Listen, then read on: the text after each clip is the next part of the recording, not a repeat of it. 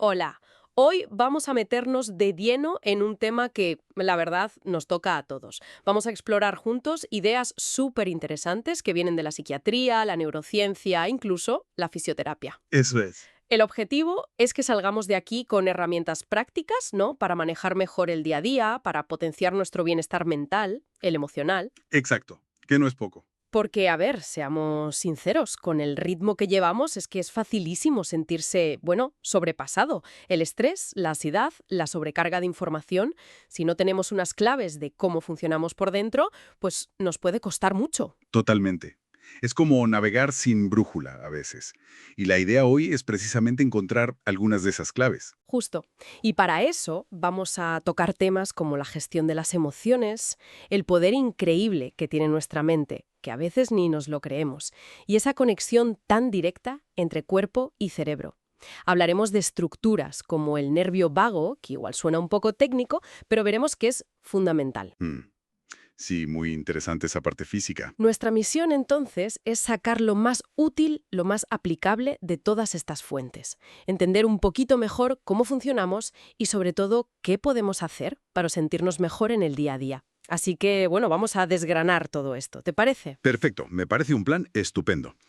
Y quizás para empezar a poner orden, una distinción clave que a mí me gusta mucho y que subraya el doctor Francisco Mora es diferenciar bien entre salud mental y salud emocional. Ah, vale, que no son exactamente lo mismo. No, no lo son.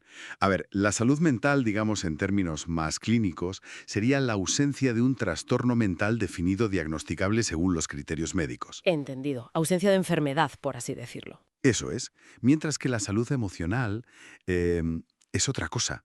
Es más bien la habilidad, la capacidad que tenemos cada uno para gestionar nuestras emociones, las positivas y las negativas, para afrontar las dificultades del día a día, el estrés cotidiano, los contratiempos. O sea, la capacidad de manejar el oleaje de la vida, ¿no? Sin que nos hunda. Exactamente. Es esa capacidad de adaptación, de resiliencia en el fondo. Y lo importante es que, aunque no sean lo mismo, están súper relacionadas. Cuidar activamente nuestra salud emocional, aprender a gestionar ese oleaje que dices, es una forma de prevención potentísima para problemas mayores de salud mental. Claro, tiene todo el sentido. Es como mantener el coche a punto para evitar averías gordas. Justo esa es la idea. Prevenir antes que curar, en la medida de lo posible. Y hablando de ese oleaje de las dificultades cotidianas, la ansiedad es un tema que sale constantemente. Casi todo el mundo la experimenta en algún momento. Según el doctor Mora, de hecho, es una emoción natural. No es algo intrínsecamente malo. Exacto. Es fundamental entender eso. La ansiedad, en su origen, es una respuesta adaptativa. Es una señal de alerta, una activación fisiológica y mental que nos prepara para afrontar un desafío o un peligro percibido. Como un empujoncito para ponernos las pilas. Eso es. Imagina una curva de rendimiento en relación al estrés o la activación. Un poquito de ansiedad, un cierto nivel de activación, de hecho, nos ayuda a estar más enfocados, más alerta, a rendir mejor. Es útil. Vale, la ansiedad buena, por llamarla de alguna manera. Podríamos decir eso, sí. El problema viene cuando esa activación es demasiado intensa, o se prolonga muchísimo en el tiempo, o aparece ante situaciones que realmente no suponen una amenaza real. Ahí es cuando la curva cae en picado. Ahí es cuando nos desborda. Exacto. Supera nuestra capacidad de adaptación, nos bloquea, nos genera malestar físico y mental, y entonces sí se convierte en un problema. En lo que llamamos un trastorno de ansiedad sí cumple ciertos criterios. Entendido. Es la dosis y la duración lo que marca la diferencia. Fundamentalmente. Y el contexto, claro. Y cuando sentimos que esa curva se dispara, que la ansiedad nos empieza a superar, ¿qué podemos hacer? ¿Qué herramientas prácticas menciona el doctor Mora, por ejemplo? Bueno, él insiste mucho, y con razón, en pilares básicos que a veces olvidamos. Las rutinas, por ejemplo. Tener horarios estables de sueño, de comidas. Eso le da una estructura predecible a nuestro cerebro y eso calma. Vale, el orden ayuda. Muchísimo. Y el ejercicio físico, por supuesto. Es un regulador natural potentísimo del estado de ánimo y del estrés. No hace falta correr una maratón, ¿eh? Caminar a buen ritmo, bailar, cualquier cosa que nos mueva. Mover el cuerpo para calmar la mente, tal cual. Pero además de estos hábitos, hay una herramienta que tenemos siempre, siempre a mano y que es increíblemente poderosa, la respiración consciente. ¿La respiración? Parece tan básico. ¿Funciona de verdad? Funciona, y mucho, porque al respirar de forma lenta y profunda, estamos enviando una señal directa a nuestro sistema nervioso para que active la rama parasimpática. El freno del cuerpo, ¿no? El que nos calma. Exactamente. Es el sistema de descanso y digestión, el que contrarresta la respuesta de lucha o huida del estrés. Y lo activamos voluntariamente con la respiración. Hay técnicas muy sencillas, pero muy efectivas. ¿Cómo cuáles? ¿Nos puedes dar algún ejemplo concreto? Claro, una muy conocida es la respiración en caja o box breathing. Es fácil de recordar. Inspiras por la nariz, contando lentamente hasta 4, mantienes el aire dentro, también contando hasta 4, expiras suavemente por la boca o nariz, contando hasta 4, y te quedas sin aire, con los pulmones vacíos, otros 4 segundos antes de volver a empezar.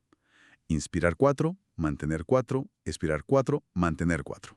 Como un cuadrado. Eso es, por eso se llama así. Repetir este ciclo unas cuantas veces, 5 o 10 minutos, tiene un efecto calmante casi inmediato. Y otra, quizá aún más sencilla si estás en medio de una situación tensa, es el ejercicio de la mano. El de la mano. ¿Cómo es? Pues pones una mano abierta delante de ti. Con el dedo índice de la otra mano, vas recorriendo el contorno de tus dedos. Al subir por un dedo, inspiras lenta y profundamente. Al bajar por el dedo, expiras lentamente. ¡Ah, qué bueno! Inspirar al subir, expirar al bajar. Exacto. Sigues así dedo a dedo, hasta completar toda la mano. Y luego puedes volver si quieres. Me gusta, es como un ancla física. ¿Y por qué funcionan tan bien estas técnicas? ¿Es solo relajación muscular? ¿Es más que eso? Por un lado está el efecto fisiológico directo. Ralentizar la respiración baja el ritmo cardíaco, la presión arterial, activa el parasimpático, como decíamos. Pero por otro lado tiene un componente mental muy importante. ¿Cuál? Al concentrarte en contar los segundos, o en la sensación del aire entrando y saliendo, o en el movimiento del dedo, estás sacando tu foco de atención del bucle de pensamientos ansiosos. Claro, te obliga a estar en el presente, en la respiración. Justo. Interrumpes ese run-run mental catastrofista que alimenta la ansiedad. Es una combinación de calma fisiológica y enfoque mental. Por eso son tan útiles. Entendido. Calma física y, digamos, un cortocircuito mental para salir del bucle. La verdad es que es bueno saber que tenemos estos recursos tan directos y accesibles. Desde luego. Y mira, para quienes sientan que la ansiedad es un desafío que se repite mucho en su vida, que quizás necesiten algo más estructurado, queremos recordar que hay un enlace en la descripción de este audio. Ahí se puede encontrar más información y recursos para explorar cómo superar la ansiedad de forma más profunda. Muy importante ese punto, sí. Buscar ayuda o más información cuando es necesario es fundamental. Y fíjate, esto de la respiración y la calma fisiológica conecta de una manera muy interesante con otra pieza clave de nuestro cuerpo de la que no se habla tanto, pero que es fascinante, el nervio vago. El nervio vago. Suena importante. ¿Qué es exactamente? Antonio Valenzuela, el fisioterapeuta, habla mucho de él, ¿verdad? Sí, Antonio Valenzuela y otros expertos en la conexión cuerpo-mente le dan muchísima importancia. A ver, de forma sencilla, el nervio vago es el nervio craneal más largo que tenemos. Imagínalo como una autopista principal de comunicación bidireccional. ¿Entre qué comunica? Pues conecta el tronco cerebral, la base de nuestro cerebro, con casi todos nuestros órganos internos principales. El corazón, los pulmones, el estómago, los intestinos. Casi nada. ¡Wow!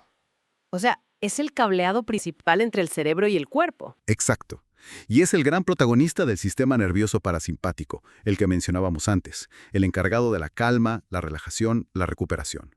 Cuando el nervio vago está activo o tiene un buen tono vagal, como se dice a veces, ¿Qué pasa entonces? pues que nuestro cuerpo entra en modo descanso y digestión. El ritmo cardíaco baja, la respiración se calma, la digestión funciona mejor. Y a nivel mental facilita la sensación de seguridad, de conexión social, incluso de claridad mental. Ese estado que a veces llaman flow. O sea que un nervio vago en forma nos ayuda a pasar del estrés a la calma más fácilmente. Justo. Es el interruptor principal para desactivar la respuesta de estrés. Y lo hace liberando neurotransmisores como la acetilcolina, que es como un bálsamo calmante para el cuerpo y la mente. ¡Qué interesante! ¿Y cómo influye su recorrido físico en todo esto? Mencionabas que baja desde el cráneo. Sí, su recorrido es clave. Nace en la base del cráneo, baja por el cuello, pasando cerca de músculos que a menudo tenemos muy tensos. El cuello, los hombros, la zona típica del estrés. Ahí mismo. Luego atraviesa el tórax, pasando cerca del corazón y los pulmones, y llega hasta el abdomen, influyendo en todo el sistema digestivo. Entonces, ¿qué pasa? Si tenemos mucha tensión crónica en el cuello o una mala postura mantenida, la típica de estar encorvado mirando el móvil o el ordenador, Que es casi constante hoy en día. pues esa tensión física, esa postura, puede literalmente comprimir o irritar al nervio vago en su recorrido por el cuello. Es como si atrapara al nervio. Y si está atrapado, funciona peor. Puede dificultar su capacidad para activarse correctamente y enviar esas señales de calma. Es como si el interruptor de la relajación estuviera un poco atascado.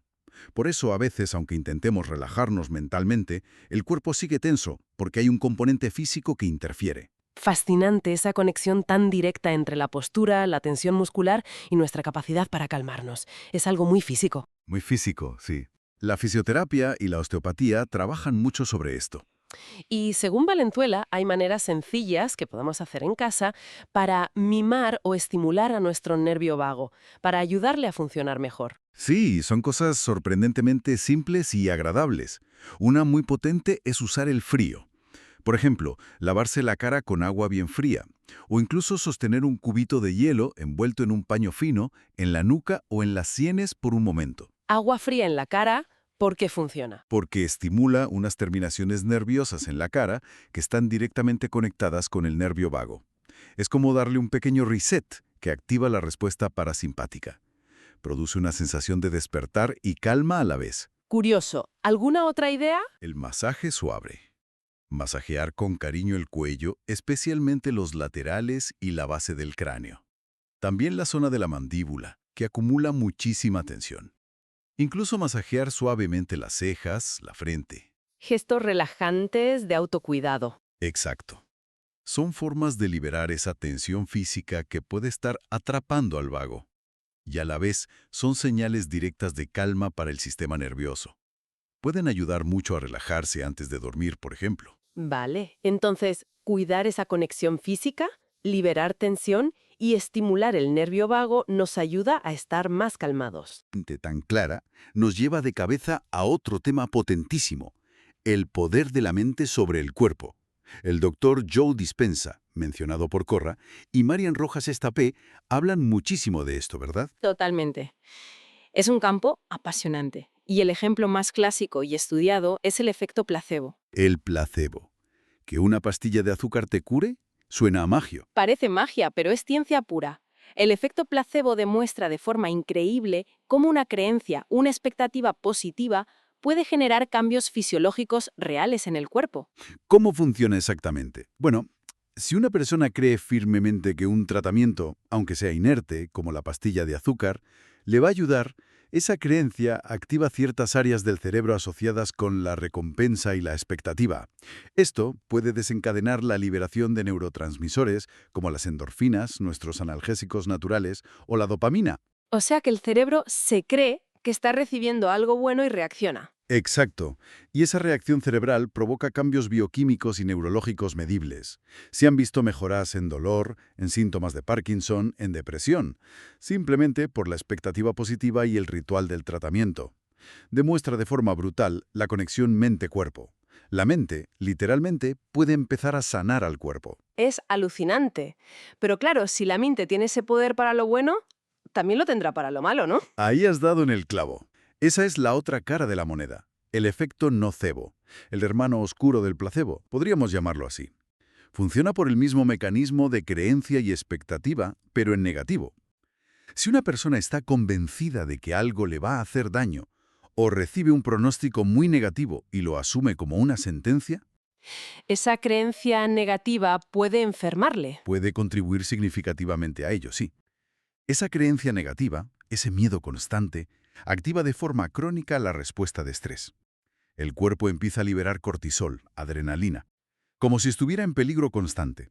Y ese estado fisiológico mantenido puede debilitar el sistema inmune, aumentar la inflamación y empeorar síntomas o incluso contribuir al desarrollo de enfermedades. O sea que nuestras propias expectativas negativas puedan jugar en nuestra contra a nivel físico. Exacto. El doctor Lipton, mencionado por Koura, habla de casos impactantes, y Marian Rojas también explica cómo la forma en que se comunica un diagnóstico, las palabras que se usan, pueden tener un impacto tremendo en la actitud del paciente y potencialmente en su evolución, por este efecto nocebo. Qué responsabilidad, ¿no? Para los profesionales de la salud, pero también para nosotros mismos, con lo que nos decimos. Totalmente.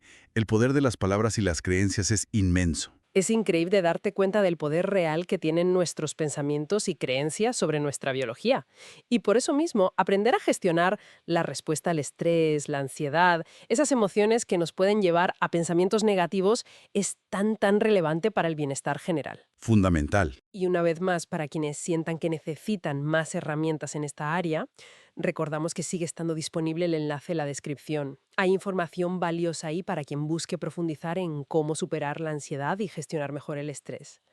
Perfecto recordatorio. Y muy ligado a estas creencias y al efecto placebo-nocebo, está algo que hacemos constantemente, cada segundo de nuestra vida, nuestro diálogo interno, la conversación que tenemos con nosotros mismos. Exactamente. Como dicen tanto Kohra como Mora, y es una verdad como un templo, somos la persona con la que más hablamos a lo largo del día. Desde que nos levantamos hasta que nos acostamos, hay una vocecita ahí comentando, juzgando, planificando. Sí, a veces no calla, la verdad. Pues imagina si esa conversación interna está constantemente llena de crítica, de no vales, no puedes, qué desastre, todo va a salir mal. El impacto emocional de eso es demoledor. Es como tener un crítico cruel siguiéndote a todas partes. Claro, te mina la moral y la energía.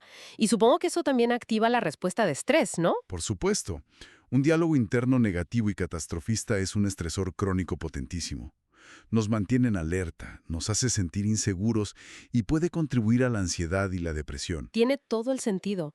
¿Y qué podemos hacer para cambiar ese diálogo? ¿Hay alguna sugerencia práctica? Sí, aunque requiere práctica, claro, no es de un día para otro. La clave es empezar a ser conscientes de esa voz interna. Darnos cuenta de cómo nos hablamos. El primer paso es escucharla. Eso es. Y luego empezar a cuestionarla y a cultivar conscientemente un lenguaje interno más amable, más compasivo. Preguntarnos, ¿le hablaría si a un buen amigo que estuviera pasando por lo mismo? Uf, seguramente no. Seríamos mucho más amables. Pues esa es la idea. Empezar a tratarnos a nosotros mismos con esa misma amabilidad y comprensión. Reconocer nuestros esfuerzos, validar nuestras emociones, animarnos en lugar de machacarnos. Hablarse con más cariño, en resumen. Exacto. Y otra herramienta muy concreta que recomienda el doctor Mora y que funciona muy bien para reenfocar la mente hacia lo positivo es el diario de gratitud. Escribir cosas por las que estás agradecida. Sí, simplemente dedicar unos minutos al final del día, antes de dormir, a anotar 3 o 5 cosas buenas que te hayan pasado, por pequeñas que sean. Un café rico, una conversación agradable, un rayo de sol. Y eso ayuda con el diálogo interno. Ayuda a entrenar al cerebro a buscar y reconocer lo bueno, a contrarrestar esa tendencia natural que a veces tenemos a fijarnos solo en lo negativo, el llamado sesgo de negatividad. Con el tiempo puede ayudar a cambiar el tono general de nuestros pensamientos. Entiendo. Es como reeducar la mirada. Interesante. Muy útil, de verdad. Claro que todo esto, la gestión de la ansiedad, el diálogo interno, el efecto de las creencias, no ocurre en el vacío. Sucede en un contexto muy particular, el de nuestro tiempo. Varios de los expertos que hemos mencionado, como Mora, Rojas o incluso Lema Roig en otros ámbitos, señalan que vivimos en una época de bastante sobrecarga, ¿no? Sí, es un factor crucial a tener en cuenta. Vivimos inmersos en una sobrecarga informativa brutal. Noticias, correos, mensajes, redes sociales. Es un bombardeo constante de estímulos. Y de comparación, sobre todo en redes sociales. Exacto. El doctor Mora da un dato tremendo. Menciona estudios que sugieren que hasta un 64% de lo que vemos en redes sociales puede ser una representación sesgada hacia una positividad un poco irreal o directamente falsa. Y claro, comparamos nuestra vida real con sus altibajos con ese escaparate editado. Y salimos perdiendo, claro. Genera insatisfacción. Genera insatisfacción, envidia, sensación de no estar a la altura. Además, está la cultura de la inmediatez. Lo queremos todo ya, nos cuesta esperar, nos frustramos fácilmente si algo no es instantáneo. Hemos perdido la paciencia un poco, ¿no? Hemos perdido la paciencia y hemos acostumbrado al cerebro a la gratificación instantánea, lo cual dificulta tareas que requieren esfuerzo sostenido o tolerancia a la frustración. Toda esta combinación, sobreestimulación, comparación, inmediatez, eleva nuestros niveles de base de estrés. Estamos como más acelerados por defecto. Eso es, y eso hace que sea más difícil gestionar las emociones, que tengamos menos margen antes de que la ansiedad o la irritabilidad salten. El contexto actual es, en sí mismo, un desafío para la salud emocional. Entendido, no es que seamos más débiles, es que el entorno es más exigente. Exacto. Es importante no culpabilizarse. El entorno juega un papel muy importante. Y por eso mismo, en este contexto, las conexiones sociales reales, el apoyo mutuo, se vuelven más vitales que nunca. Ahí entra otra recomendación clave de Mora, ¿no? Esa frase tan gráfica de mover los pies, mover las manos y mover la boca. Esa es, mover los pies, actividad física, mover las manos, hacer cosas, tener proyectos, sentirnos útiles. Y mover la boca, hablar, comunicarnos, conectar con otros, relacionarnos de verdad, no solo a través de pantallas, fundamental. El aislamiento social es un factor de riesgo enorme para la salud física y mental. Necesitamos sentirnos parte de algo, comprendidos, apoyados. Y aquí conecta también con lo que dice Marian Rojas sobre las personas vitamina. Me encanta ese concepto. Las personas que te recargan las pilas. Exacto. Aquellas personas con las que te sientes bien, que te inspiran, te apoyan, te sacan una sonrisa. Buscar activamente pasar tiempo con ellas es una inversión directa en salud emocional. Y al revés, supongo, poner límites con las que te restan. También, identificar aquellas relaciones que constantemente nos generan malestar, nos critican, nos agotan. Y aprender a poner límites saludables o tomar distancia si es necesario. No se trata de egoísmo, se trata de autocuidado. Claro, proteger tu propia energía y bienestar. Exactamente. Las relaciones son un pilar fundamental. Entonces, si hacemos un poco de recapitulación de todo lo que hemos hablado, la sensación que me queda es que todo está increíblemente interconectado. Totalmente. Quiero decir, la salud emocional no es solo algo que pasa en la cabeza, no es solo mental. Está íntimamente ligada a nuestra fisiología, a cómo funciona nuestro cuerpo, con ejemplos como el nervio vago. Ujú. Está ligada a lo que creemos y pensamos, a nuestras expectativas, con el efecto placebo y nocebo como prueba. Sí, También a nuestros hábitos más básicos, cómo respiramos, si nos movemos, cómo dormimos. claro. Y, por supuesto, a cómo nos relacionamos con el entorno, con el estrés social, con las personas que nos rodean. Es como un sistema complejo donde todo influye en todo. Has hecho un resumen perfecto. Es exactamente eso, un sistema complejo y dinámico. Cuerpo, mente, emociones, entorno, todo interactúa constantemente. Y entender estas conexiones nos da mucho poder, porque significa que podemos intervenir en diferentes puntos del sistema para mejorar nuestro bienestar general. No hay una única solución mágica, sino muchas palancas que podemos tocar. Exacto. Pequeños cambios en un área pueden tener efectos en cadena. Y eso, quizás, nos deja con una reflexión interesante. Una especie de pregunta para que cada uno le dé una vuelta. A ver, lanza. Dado que cuerpo, mente y sistema nervioso están tan íntimamente entrelazados como hemos visto, ¿cómo podría un pequeño cambio, consciente, deliberado, en una sola de estas áreas, algo aparentemente simple, como, no sé, ajustar nuestra postura corporal al sentarnos para liberar el cuello, o dedicar 5 minutos al día, solo 5, a respirar profundamente como hemos explicado? ¿Cómo podría ese pequeño gesto iniciar una cascada de efectos positivos en todo nuestro sistema de bienestar? Ostras, es una pregunta potente. Pensar en el efecto dominó de un pequeño cambio positivo. Exacto. ¿Qué pequeño cambio podrías introducir tú, conscientemente, hoy mismo, sabiendo que puede tener un impacto mucho mayor de lo que parece a simple vista? Me parece una reflexión final excelente para quedarnos pensando. Muchísimas gracias por esta conversación tan clarificadora. Un placer, como siempre. Y con esta idea en mente cerramos nuestra exploración de hoy. Ha sido un viaje intenso pero muy revelador por estas claves para el bienestar. Y recordamos, por última vez, para todas aquellas personas que quieran seguir profundizando y encontrar estrategias concretas contra la ansiedad, que tienen un enlace con recursos muy útiles en la descripción de este audio. No duden en consultarlo.